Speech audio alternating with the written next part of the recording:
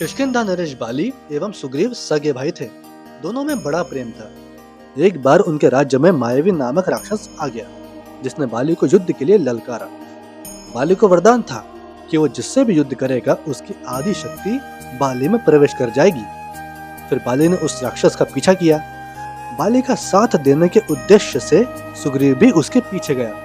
भागते भागते वो मायावी राक्षस एक गुफा में प्रवेश कर गया। बाली ने सुग्रीव से कहा, जब तक मैं गुफा से बाहर नहीं आता तब तक तुम मेरा इंतजार करना।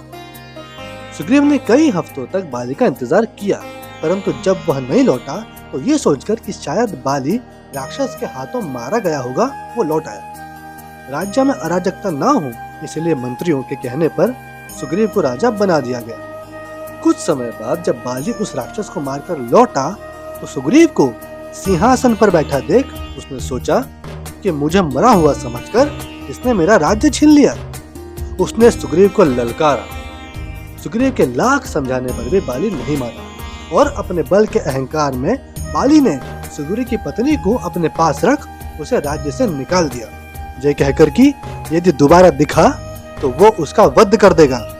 इसके बाद सुग्रीव ऋषिमुख पर्वत पर रहने लगा। जब श्री राम सीता माता की खोज में वन में भटक रहे थे तब वानर राज सुग्रीव की उन पर नजर पड़ी। सुग्रीव को लगा कि ये वनवासी बाली के दूत हैं और इन्हें उसे मारने के लिए भेजा है। सुग्रीव के कहने पर जब हनुमान जी उन वनवासी का परिचय जानने के लिए गए तब उन्होंने जाना कि ये तो प्रभु श्री राम हैं। सुग्रीव ने फिर उन्हें अपनी पूरी कहानी सुनाई और कहा कि वो सीता माता को ढूंढने में उनकी मदद तभी कर सकेगा जब उसे उसका राज्य मिलेगा। इसके बाद सुग्रीव और बाली के बीच एक युद्ध हुआ। श्री राम की कृपा से सुग्रीव ने बाली का वध किया और उसे उसका राज्य वापस मिल गया। जय श्री राम दोस्तों, हनुमान चालीसा के 5वें एपिसोड में आप सभी का स्वागत है। तुम उपकार सुग्रीव ही कीन्हा, राम मिलाए राजपद दीन्हा। बताई गई कथा से इस चौपाई का अर्थ आप जाने गए होंगे कि हनुमान ने सुग्रीव जी को श्री राम से मिलाकर उन पर उपकार किया था, जिसके कारण वे राजा बने। अगली चौपाई कहती है, तुमरो मंत्र विभीषण माना, लंकेश्वर भय सब जग जाना।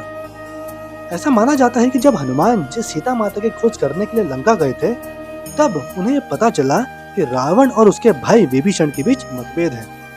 इस मौके का फायदा उठाते हुए वे विभीषण के पास गए और श्री राम की तरफ से विभीषण के साथ एक बड़ी राजनीतिक एवं सामरिक संधि कर ली।